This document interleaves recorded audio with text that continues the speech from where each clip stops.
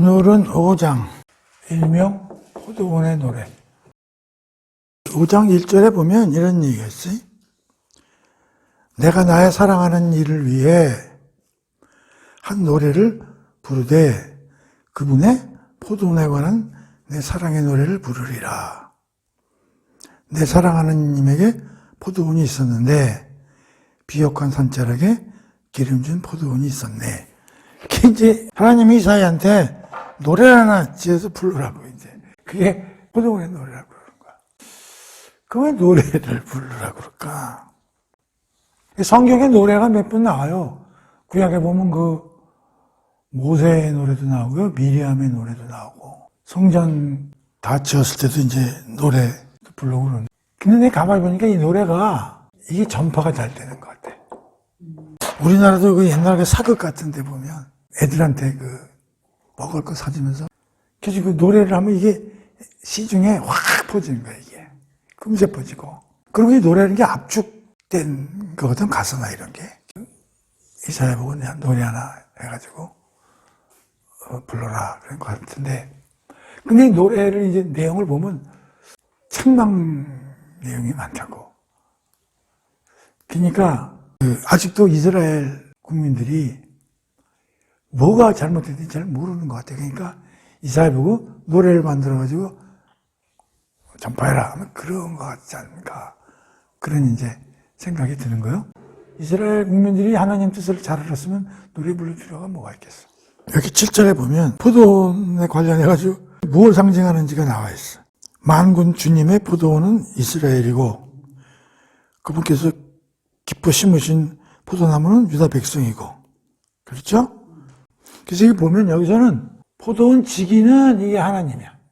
그리고 포도원은 이스라엘 백성 아마 민족 이걸 얘기해놓고 포도나무는 유다 백성. 그러니까 포도원 지기는 하나님이구나.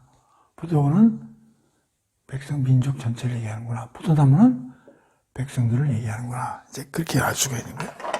그러면서 이제 쭉 읽어보면은 하나님이 포도원을 극진히 잘 가꾸고 엄청나게 당신이 관리를 열심히 하셨다 이거야. 그래가지고 나무도 아주 최상품으로 심었다고 이제 그런 얘기 나와 있어요. 그런데 2절에 보면 급상품 나무를 심었는데 2절 후반기에 뭐라고 돼 있어요? 쓸모없는 들포도뿐이었네. 들포도가 되지, 들포도. 이게 좋은 나무를 심었는데 들포도가 열매가 맺혔다. 굉장히 포도원의 노래가 전체적으로 볼 때 하나님의 어떤 기대를 했는데 이 나무가 잘 자라서 열매가 잘 맺길 잘하는데 하나님의 기대가 좌절돼버렸다. 이렇게 이제 우리가 알 수가 있는 거예요. 들포도라는 거는 이게 씨가 잘못된 게 아니라 씨는 좋은데 어떻게 되는 거예요? 관리하고 보존 이게 변형됐다는 거죠. 그러니까 변질됐다. 그러니까 니네들은 변질됐다는 말이에요. 그리고 이제 여기서 하나님이 얼마나 공을 들였느냐 하는 얘기가 쭉 나와요. 뭐 망대도 세우고 뭐 포도즙 짜는 것도 다 준비해놓고 좋은 나무 심고 그렇게 관리를 했다는 거예요. 그런데 마음에 안 드는 거지. 그래서 이제 그 3절에서 5절에 보면 그 1, 2절은요 하나님이 최선을 다했다. 이런 얘기가 이제 쓰여있는 거야. 그런데 너무너무 안타까우니까 여기서 이 문제에 대해서 내가 어떻게 해야 되느냐. 그렇게 이제 탄식을 하면서 다른 사람들에게 이제 물어도 보면서 야, 좀 한번 평가를 해보자. 도대체, 누가 잘못했는지. 그래가지고 4절에 보면 어떤 얘기가 나오면 하나님이 뭐라고 그랬어요? 내가 더 이상 모르는 사람이 와서 보면 그럴 거냐. 왜 이런 나무가 맺었나? 좋지 않은 나무를 심었나? 그렇지 않으면 뭐 관리가 좀 잘못됐나? 뭐 그렇게 얘기할 수도 있는데 근데 그럴 수가 없는 게 하나님이 직접 한 거 아니야. 그러니까 내가 더 이상 뭘 어떻게 해야 되느냐 이렇게 반문을 하는 거죠. 이게 뭐야? 내가 할 만큼 다 했다 그런 얘기죠. 그래 놓고서 이렇게 다들 와서 한번 보세요. 그런 얘기야. 내가 좀 이 상황을 보시면 어떻게 해야 되나 모르는 사람들이, 그 씨를 좀 잘못, 종자가 좀 나쁜 걸 심으셨네? 아니라니까, 내가 잘 심었다. 그 보존을 잘못하는 거 아니에요? 뭔 소리야, 내가 얼마나 열심히 했는데. 꼬라지를 봐. 그러면서, 여러분이 나라면, 내가 더 이상 여기서 뭘 어떻게 하라는 얘기냐. 그런 얘기야. 그러면서, 5절에 뭐라 그러세요? 그러므로 이제는 내가 나의 포도원을 어떻게 처리해야 할지 너희에게 분명히 알려주겠다. 나는 내 포도원의 울타리를 다 걷어내 그 밭이 망가지게 하겠다. 에이씨. 다 부셔버릴래. 없애버릴 거야. 하나님 얼마나 그 좌절과 배신감을 느꼈으면 다른 사람이 이런 말이 나와. 더 이상 뭘 해야 되겠냐. 에이씨. 싹 다 부셔버리겠다. 이렇게 얘기를 하면서 그 7절이 중요한데 한번 읽어볼게요. 보라 전능하신 주님은 포도원은 이스라엘이요 그분께서 기뻐하신 포도나무는 유다 백성이다. 주께서는 자기 백성에게 뭐요? 공의를 기대하셨건만 보이는 것은 도리요 불의한 피 흘림이요 정의를 기대하셨건만 들리는 것은 도리 억눌린 자들의 울부짖음이다. 뭐 이런 얘기가 나오죠? 그러니까 지금 이 7절에서 뭐가 나오는 거예요? 포도나무는 열매를 맺어야 되는데 포도나무는 상징적으로 얘기를 하면서 어떻게 얘기를 하고 있는 거야? 이 열매가 뭐라는 거야? 공의와 정의. 그러니까 이 포도나무에서 이 열매가 공의와 정의를 얘기하는 거잖아요. 공의와 정의를 요구를 했는데 뭘로 바뀌었다는 거예요? 불의한 피 흘림뿐이요 억눌린 자들의 울부짖음뿐이었다. 공의와 정의가 피 흘림하고 울부짖음으로 바뀌었다는 거예요. 그러니까 이 포도나무는 하나의 상징이고 그러니까 이스라엘 백성들이 공의와 정의를 일삼는 삶을 살고 그 나라가 그렇게 운영되기를 바랐는데 거꾸로 피 흘림과 울부짖음만 들린다 이런 얘기지. 그러니까 결국 공의와 정의는 그야말로 좋은 나무 열매를 실장에서 얘기하고 있는 거고 들포도는 결국 피 흘림과 울부짖음으로 이게 연결이 되는 거라 이런 얘기예요. 그러니까 여기서 우리가 포도원을 상징적으로 노래를 만들어서 봤지만 결국은 뭐냐면 열매는 정의와 공의의 열매를 맺어야 되는데 이게 안 맺어 있다는 거죠. 이사야서를 통해서 우리가 알 수 있는 거는 하나님이 원하시는 거는 이거예요, 이거. 제사나 모여서 무슨 집회하고 그런 거 싫으시다는 거예요. 실천에서 이런 열매인 정의와 공의가 사회에 삶에 보여줘야 된다 이런 얘기죠. 이게 핵심이야.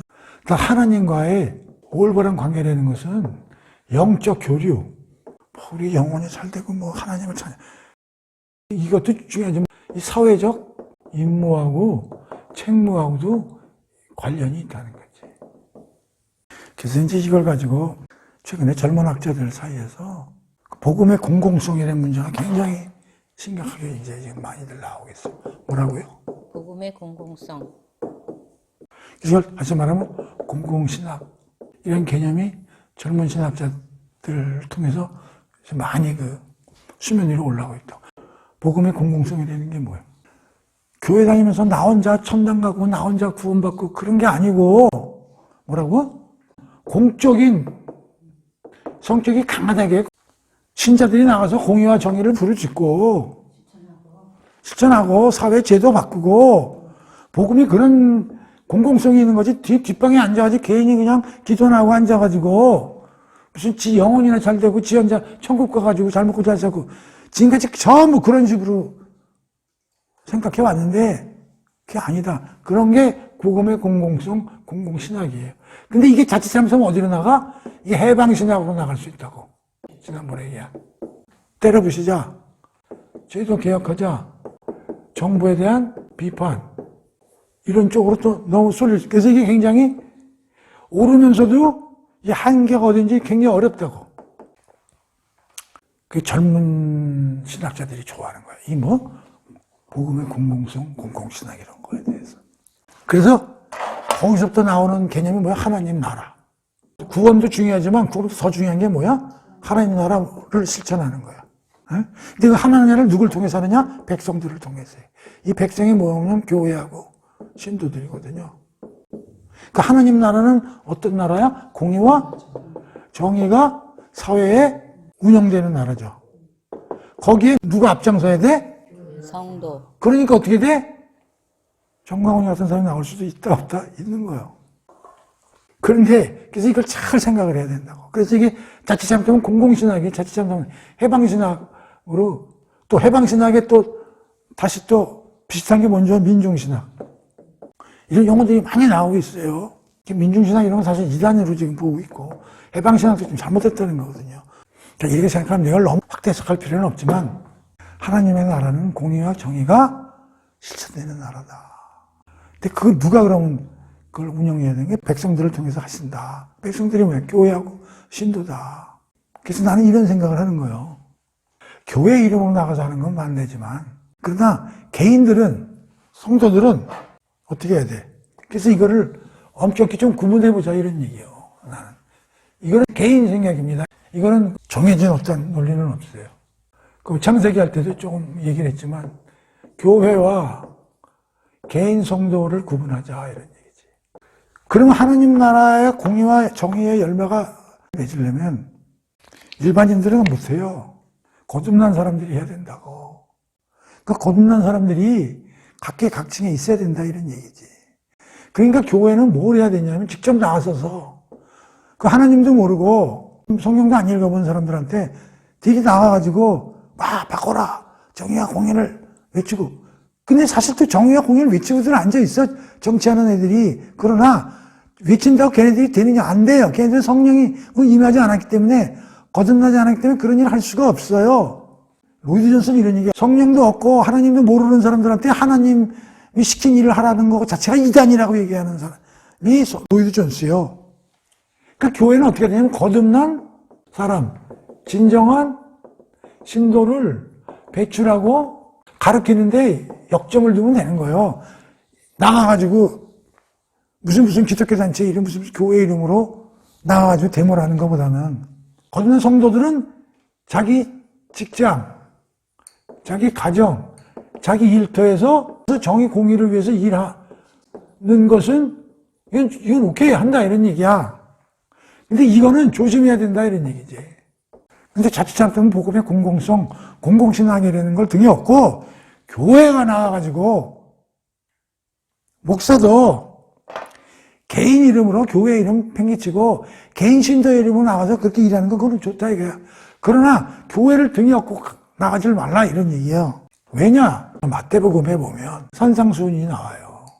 그럼 여기 대표적인 규정 하나 드릴게요. 윈수를 사랑하라. 이거는 산상수훈에 나오는 여러 가지 얘기는 일방인을 대상으로 하는 게 아니고 하나님의 백성을 다시 말하면 신도들을 대상으로 얘기하니까 이 사람한테 이런 얘기를 하는 것 자체가 넌센스라는 거예요. 하나님 말씀을 제발 안 믿는 사람한테 가서 얘기하지 말라는 거예요. 이렇게 살아라 저렇게 살아라. 그럼 그 사람은 그거 듣고 욕하겠죠.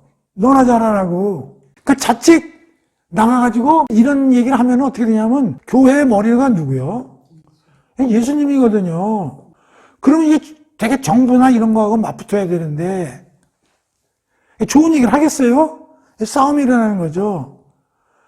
그러면 교회 이름으로 나와가지고는 정부, 대통령이겠지. 대통령이나 뭐 국회의원들을 지탄할 거 아니에요. 그럼 이 사람들이 누굴 지탄해? 교회. 교회를 지탄하는 건 누굴 지탄하는 거야? 하나님. 그럼 왜 그 짓을 하냐고, 나가가지고 왜 하나님을 욕되게 하냐. 그래서 절대로 교회 이름으로 하지 말자. 누구 이름으로 해? 개인 이름으로.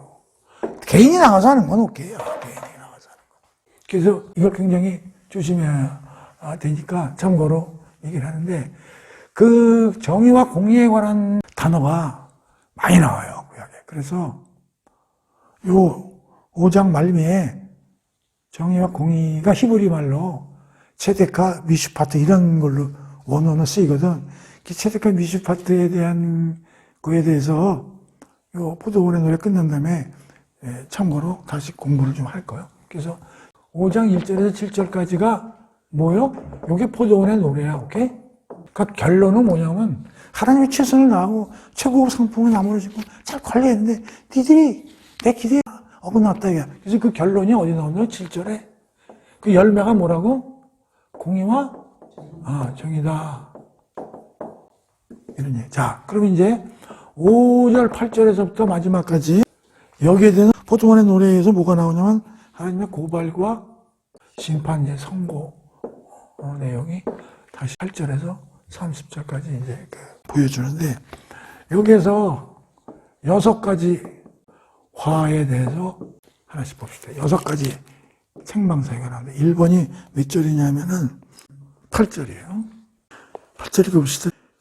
집에 집을 계속 더하고 밭에 밭을 계속 늘려 더 이상 남은 집과 밭이 없을 때까지 욕심껏 다 차지하여 그 땅 한가운데서 흔히 떵떵거리며 살려고 하는 자들이 너희에게 기필코 재앙이 임할 것이다. 이게 뭐야? 그러니까 집에 집을 더하고 밭에 밭을 키우니까 계속 뭐를 늘려가는 거죠.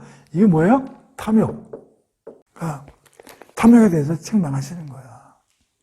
부를 늘려나가는 게 나쁜 게 아니죠. 집에 집을 늘리고 토지에 토지를 늘려나가는 거 뭐냐면 하나님을 잊어먹고 하나님의 말씀을 완전히 도외시하고 완전히 자기 욕심으로 모든 걸 다 빨아들이는 그걸 얘기하는 거예요. 아니 사람이 뭐 부를 늘려가는 게 뭐가 나빠? 하나님을 배척하고 하는 게 문제가 있는 거지. 이 욕심이죠. 두 번째는요. 11절, 12절. 11절 볼까요? 아침 일찍부터 독한 술을 찾아 마시고 해가 지고 밤에 도록 여전히 포도주에 취해 있는 자들아 너에게 재앙이 있을 것이다. 이게 뭐예요? 쾌락이야, 쾌락. 노는 거 좋아하는 게 난리 엄청 치는 거지. 쾌락. 세 번째는요. 19절 보세요. 19절. 너희들이 빈정에 말하기를 하나님에게 어서 해보라고 하여라. 서둘러 자기 일을 해보라고 하여라. 어디 우리가 한번 지켜보리라. 그래, 이스라엘의 거룩하신 분께서 계획하신 일이 빨리 이루어져야 우리가 그것을 보고 그분을 알아보실 게 아니냐 하는구나. 이게 뭐야? 지금 하나님을 어떻게 하는 게? 조롱하는 거죠? 우리 반역. 그러니까 완전히 하나님을 조롱하는 거야. 반역. 하나님은 뭘 하려고 그러면, 그래? 한번 보여봐요. 한번 보여봐. 그거 보고 믿을까 말까 우리 결정하고 뭐 이런 거예요. 제일 나쁜 거죠. 이게 조롱하는 거죠. 그 다음에 이제 20절. 악한 것을 선한 것이라고 선한 것을 악한 것으로 뒤집어 얘기한다 이거야. 어둠을 빛이라고 하고 빛을 어둠이라고 완전 바뀌었어 이게. 이게 부도덕이에요. 부도덕. 이게 도착 증세라고 그러는데 틀린 걸 옳다 그러고 옳은 걸 틀리다 그러고 이러고 앉아 있는 거야. 다섯 번째 21절. 스스로 지혜롭다고 여기는 자들아 스스로 똑똑하다고 보기는 자들아 너희에게 재앙이 말 것이다. 이건 뭐야? 교만. 그 다음에 여섯 번째 23절. 뇌물을 받아 먹고 악한 자들을 위롭다 하고 도리어 죄 없는 올바른 사람들을 죄를 덮어 씌우고 불의. 그래서 5장에서 6가지 재앙이 임할 내용에 대해서 6가지. 하여튼 그 인간의 그 심리를 다 들어있다니까. 빠져나갈 수가 없어. 그 뭐 심리학 책 이런 거 볼 거 없어요. 인간의 그 속을 샅샅이 분석해 놓은 책이 성경이야.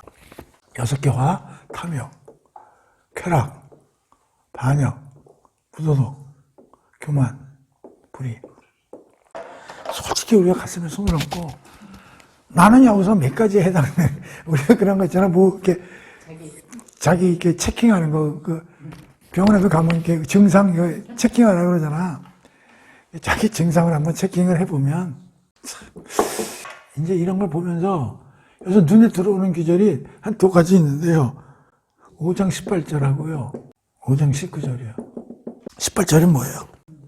거짓의 끈으로 악을 잡아당기고 수레를 끄는 밧줄인 양 속임수로 밧줄. 그러니까 거짓의 끈으로 죄악을 끈다 이런 얘기예요. 그렇죠?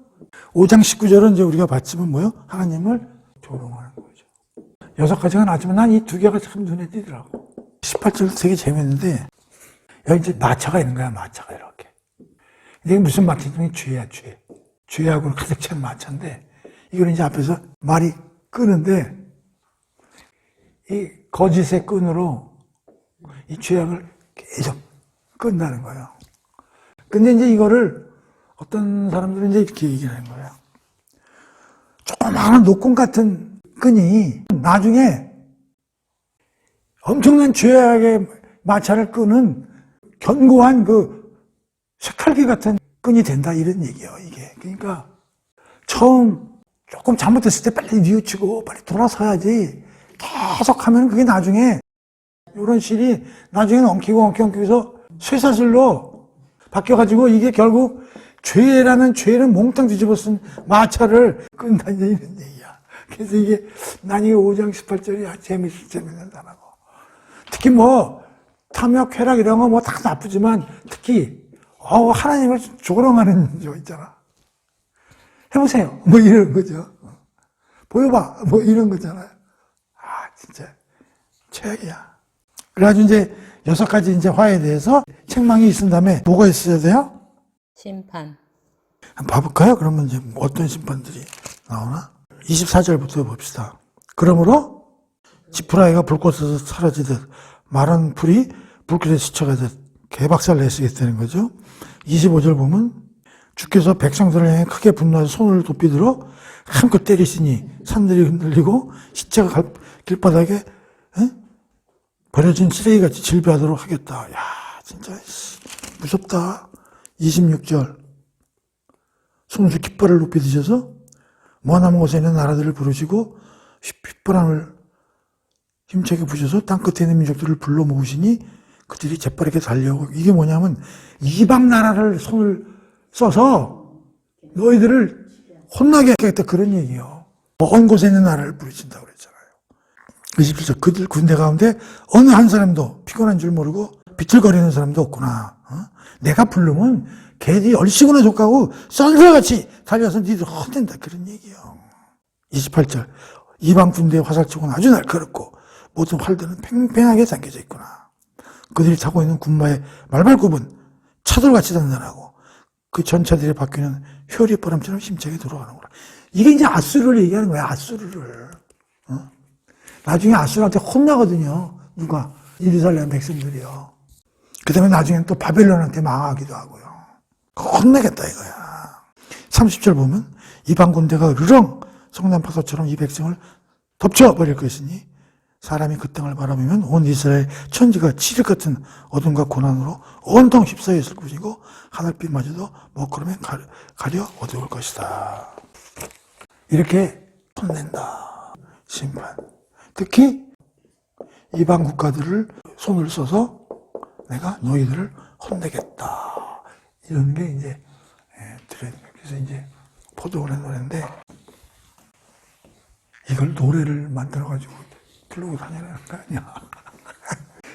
그냥 책망하는 게 노래로 하라는 거 아니야. 노래 불러가지고. 노래 불러서 애들한테 가르치고 해서 전파시키라는 거야, 이게. 그래서 이제 중요한데 그 정의와 공의거든요. 이게 어려워요. 이게 사람들도 잘 모르고요.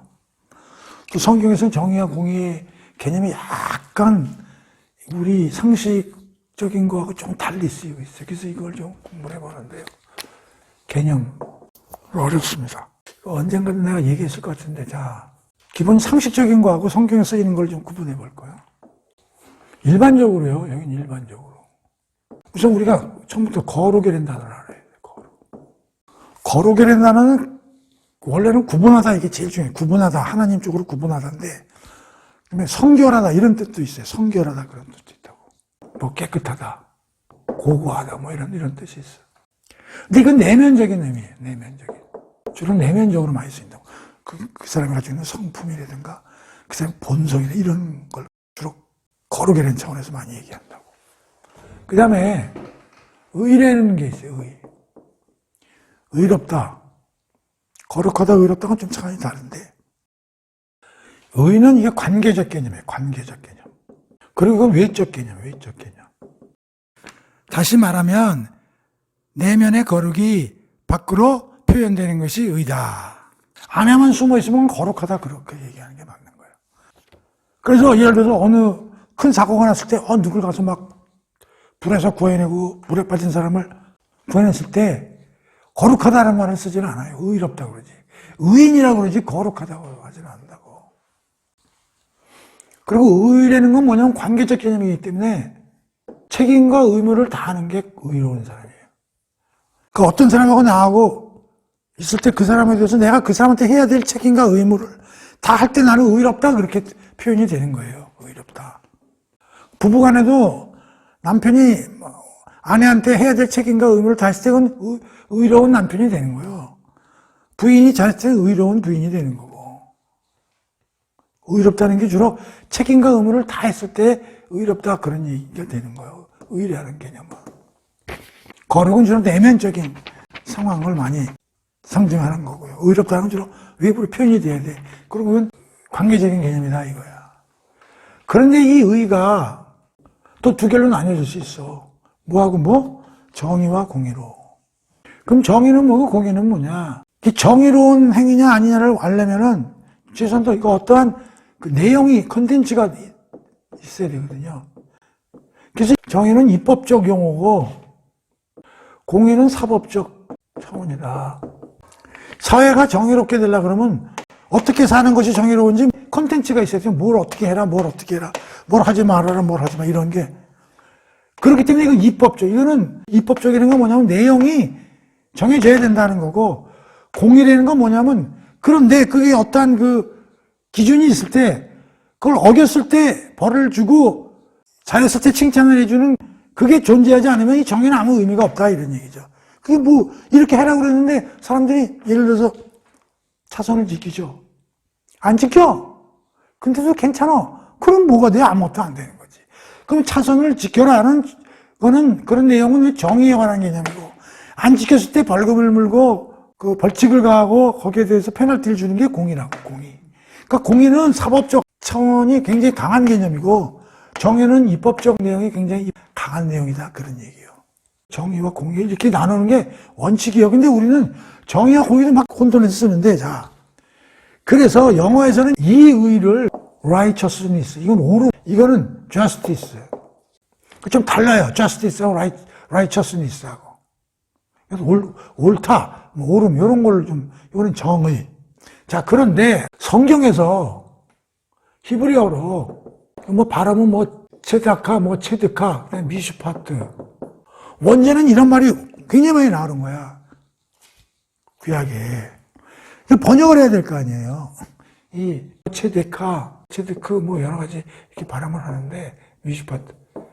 이거를 번역을 할 때 이걸 막 혼동해가지고 막 혼동하면서 공의, 정의, 의, 뭐 법도, 도, 뭐 등등 막 이렇게 굉장히 많은 용어들을 번역을 하고 있다고. 그래서 나중에 성경을 보다 보니 막 공의, 정의가 막 여기저기서 나오는데 이게 뭐 혼동이 되는 거야. 그래서 이 문제를 정리를 좀 해봐야 되는데, 그리고 정의, 공의 이것도 막 헷갈려서 막 쓰고 있고. 그래서 보니까 이 미슈파트는 용어는 여기서 말하면 정의 또는 공의로 이 번역이 되고 있는 것 같아요. 미슈파트는. 그러니까 정의일 수도 있고 공의일 수도 있고 구분이 막 안 돼. 막 지멋대로 하는 거야. 근데 또 여기다 또 최대가까지 나오는데, 자, 이거는 그럼 뭐냐? 이것도 공의와 정의를 막 번역하고 막 이러는 거야. 이렇게 되지만 우리는 이렇게 아는 게 좋을 것 같아. 미슈파트는 여기서 말하는 정의로 정하는 게 낫고, 이 성경에 나오는 옳게는 체데크라는 얘기는 미슈파트보다는 넓은 개념이야, 이게. 그러니까 여기는 뭐가 들어가야 되냐면 헤세드라는 단어가 들어가야 되는 거야.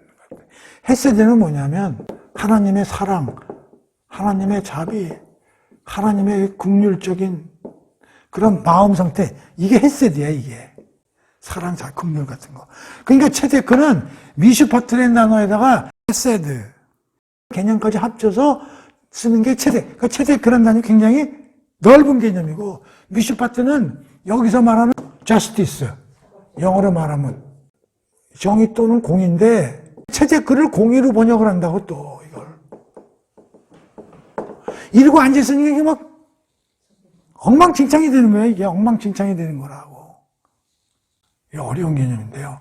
그래서 이거를 설명을 안 할 수가 없어요. 목사들도 이거 뭐 개판으로 쓰고 이러는데, 근데 우리는 사실 원본을 읽는 게 아니잖아요. 그러니까 사실 이거 뭘 가지고 번역을 했는지 우리는 몰라. 그러나 어쨌든 참고로 알아더라고. 체데크는 미슈파트보다 넓은 개념이다. 여기는 헤세드까지 들어간 개념으로 봐야 된다. 그리고 그냥 미슈파트는 이건 그야말로 정의 또는 공의 이걸 다 그냥 구분 안 하고 특히 재판 얘기가 많이 나와. 재판을 공정하게 해라. 과보가 뭐 눈물 없게 해라. 그러니까 주로 공의, 사법적 얘기를 또 많이 한다. 그러니까 아주 공의가 미슈파트가 이제 이렇게 우리가 이해를 하고요. 근데 우리는 원본을 안 갖고 있으니까 번역해서 나오는 공의 정의는 그럼 어떻게 해석해야 되느냐. 해석하기 어려워요. 이게 진짜 이게 체데카를 공의로 번역한 건지 이 정의는 미슈파트를 우리 원본하고 대조를 안 해봤기 때문에 모른다고. 그래서 이렇게 생각하면 돼요. 우리가 하느님의 말씀을 뜯어다보면 정의와 공의만 있는 게 아니고 여기 플러스 하나님은 사랑, 자비, 긍휼의 개념을 하나님은 속성이 정의, 공의의 하나님이면서 사랑의 하나님이라고. 이게 대표적인 거라고. 그래서 이걸 헤세드라고 얘기하면 되는 거고 이건 사실 미슈파트라고 생각하면 되는 거야. 이걸 합한 게 사실은 체데카라고 생각하면 되는 거라고. 그런데 사람들이 이 개념을 또 잘 모르는데 이거는 공적 개념에 속하는 거고 이거는 사적 개념에 속한다 이런 얘기예요. 이걸 또 구분을 잘해야 돼. 구분을 잘해라. 하나님의 말을 구분을 잘하시지. 이 공의와 정의와 사랑을 잘 화합을 하신다고. 우리 십자가가 이게 두 개 잘 화합이 된 거거든. 그러니까 이런 거요.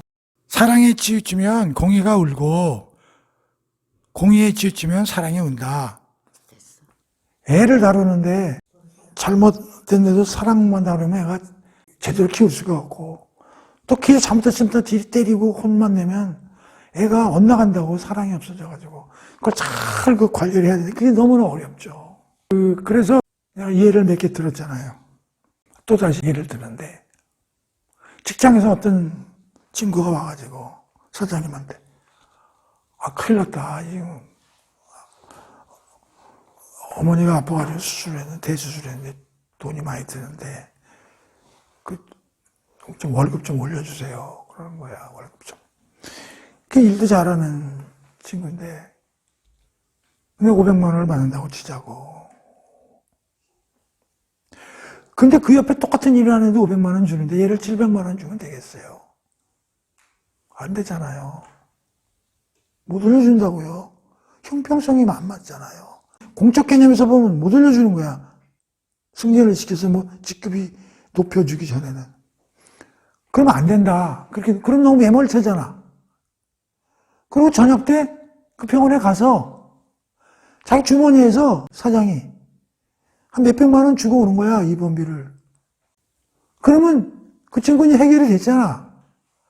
그 사적으로 준 게 헤세드고 못 올려주는 게 저스티스, 공의를 실천한 거라고. 그래서 그 옆에 있는 친구가 사장님한테 가서 왜 그 돈 주고 왔어요? 그렇게 따지진 못할 거 아니야. 근데 얘를 700만 원 올려주면 사장한테 따질 거 아니야. 그게 공적 개념과 사적 개념의 저스티스, 공의의 개념과 사랑, 공의의 개념을 잘 밸런스를 잡아야 된다는 거야. 예를 들어 미국에서 어떤 판사가 있는데 자기 다니는 목사가 온 거야. 교통물 위반해가지고 온 거야. 목사님이 법규상 보면 한 $1,000 이제 때려야 돼. 근데 그 목사님 보고 돈 내라 그러거든. 그러니까 면제해주면 되겠어요? 그러니까 어떻게 돼? 천불 벌금 때리고 그 돈을 지가 내주는 거 그건 괜찮다 이거야. 그러나 그 벌금을 안 때리고 그냥 면제 이건 안 된다 이런 얘기야. 그러니까 이게 얼마나 행하기가 어렵겠어요. 그걸 잘 우리가 이해를 해야 된다 이거니. 그래서 나중에 선상수훈 같은 걸 읽더라도 왼수를 사랑해라, 오른밥 왼밥 이런 것도 잘 해석을 해야지. 그건 사적으로 그런 일을 하라는 거야. 사적 영역에서 사람들이 아픈 걸. 북한 애들이 총 들고 탱크 몰고 들어왔는데 왼수를 사랑하라 그래가지고 전부 손 들고 나가지고 이게 말이 돼. 이게 아무리 성경이지만 그렇게 말이 되겠어요? 그러니까 안 된다 이런 얘기지. 같이 총 들고 쏴야지. 김정희가 잡혔어. 만약에요. 그럼 판사가 기독교이냐? 그러니까 왼수를 사랑하라. 면제. 그게 되냐고. 잡아 넣어야지. 그래 놓고 사적으로는 가서 걔를 위해서 기도해 줄 수 있어요. 하나님 제 사람 만들어주세요.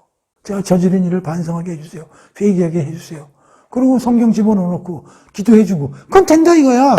그 왼수를 사랑하는 거지. 개인적으로는.